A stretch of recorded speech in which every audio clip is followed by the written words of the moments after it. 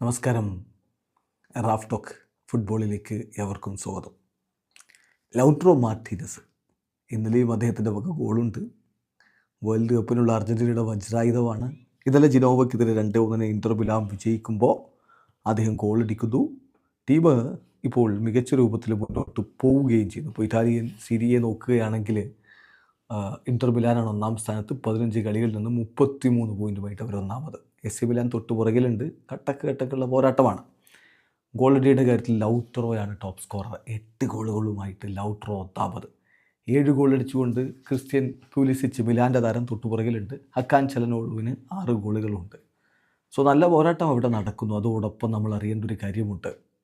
Only 4 players have reached 10 goals or assists in each of the last 7 seasons in Europe's top 5 leagues.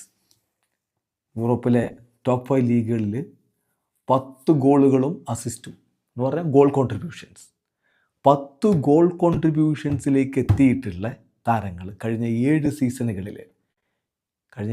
സീസണുകളിലും 10 goal കോൺട്രിബ്യൂഷനുകളിലേക്കെങ്കിലും എത്തിയിട്ടുള്ള താരങ്ങൾ European ഫുട്ബോളിൽ top 5 ലീഗിൽ 4 താരങ്ങളേ ഉള്ളൂ. അതിൽ 3 പേരെ എപ്പോഴും നമ്മൾ ഗോളടിയുടെ കാര്യത്തിൽ വാഴ്ത്തിപ്പാടുന്നതാണ്. ആ കൂട്ടത്തിൽ ഇയാളെ കൂടി ചേർക്കണം, ലൗട്രോയെ കൂടി ചേർക്കണം എന്നർത്ഥം. ആരൊക്കെയാണ്? ലൗട്രോ മാർട്ടീനസ് ഈ പറഞ്ഞ പോലെ കഴിഞ്ഞ 7 സീസണുകളായിട്ട് ഏറ്റവും ചുരുങ്ങിയത് 10 ഗോൾ കോൺട്രിബ്യൂഷൻസ് എങ്കിലും നേടിയിട്ടുണ്ട്. പിന്നെ മറ്റുള്ളവരോ? കിലിയൻ എംബാപ്പെ അറിയാലോ, Erling Haaland, Harry Kane. So യൂറോപ്പിലെ എലൈറ്റ് സ്ട്രൈക്കേഴ്സിൻ്റെ കൂട്ടത്തിലാണ് ലൗട്രോ മാർട്ടീനസ് ഉള്ളത്.